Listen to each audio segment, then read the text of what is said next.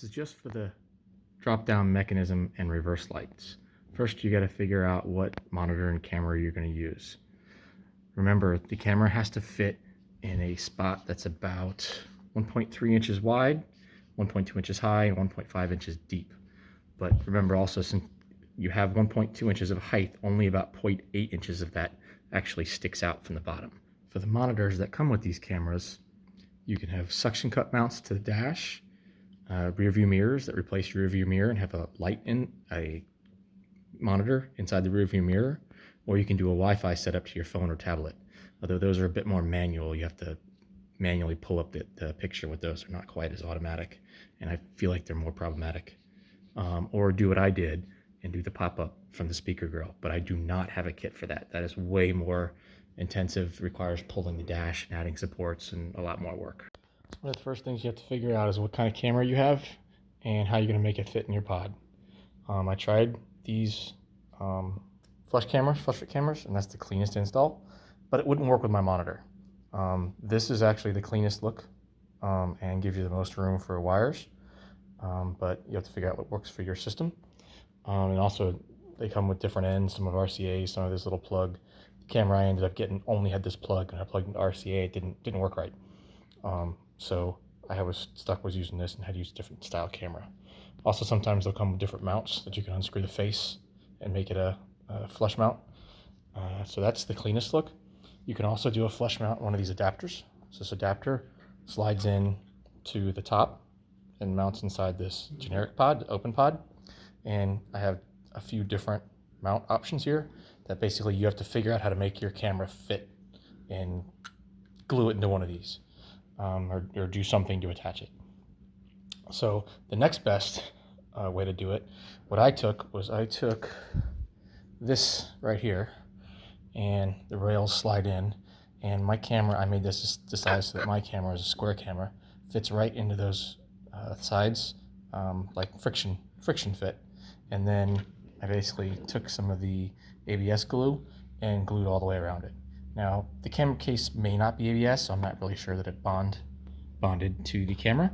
That doesn't really matter. I kind of surrounded it so it can't go anywhere, and there's really no forces on it.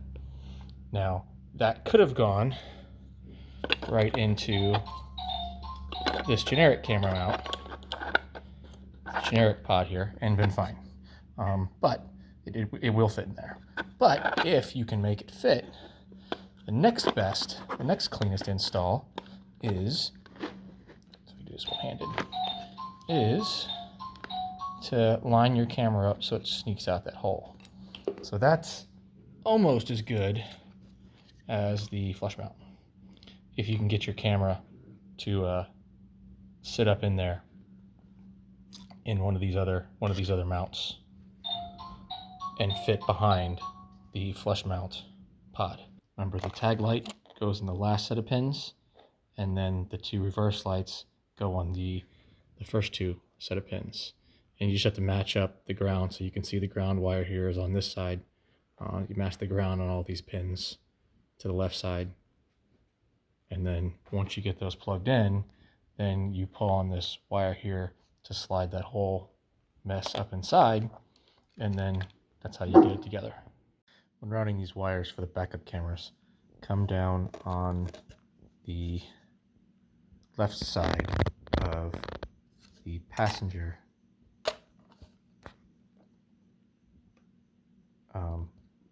light here and come down in the front.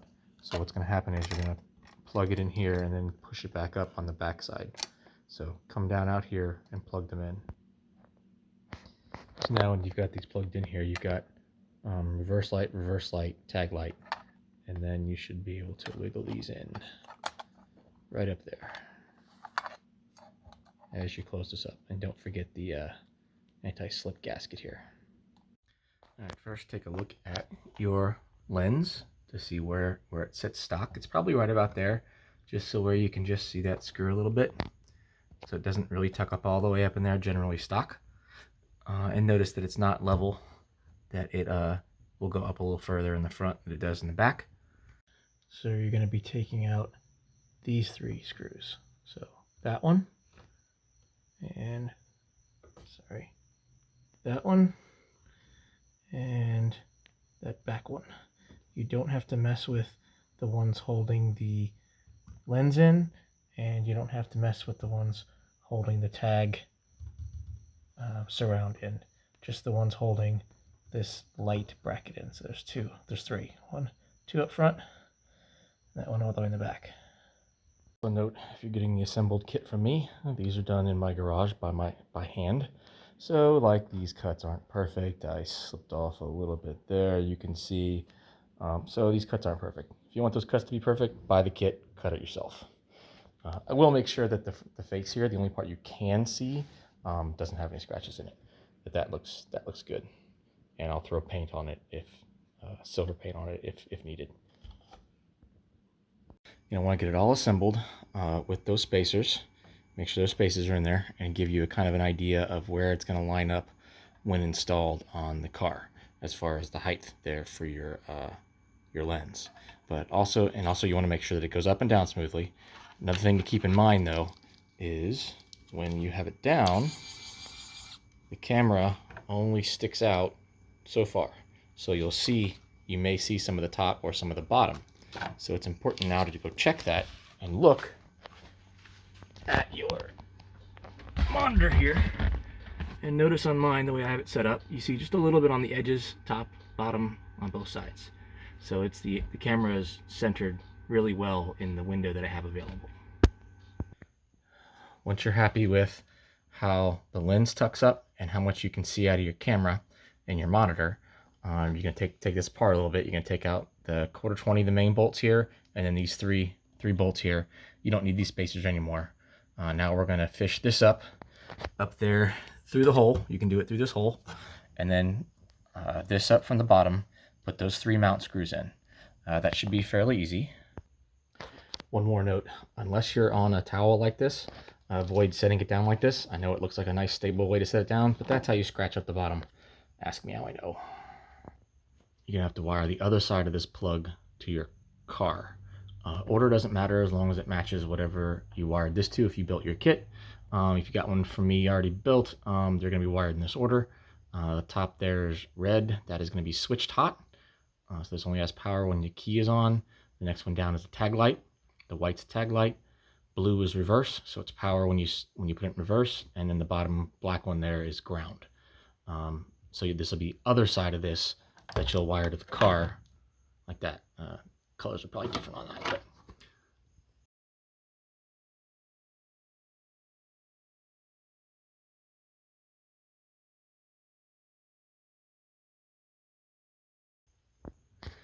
I almost forgot to mention, in these holes that were where you took your original license plate light out from, there'll be J-nuts, little slide over things. You have to take those out and throw them away. We don't need them.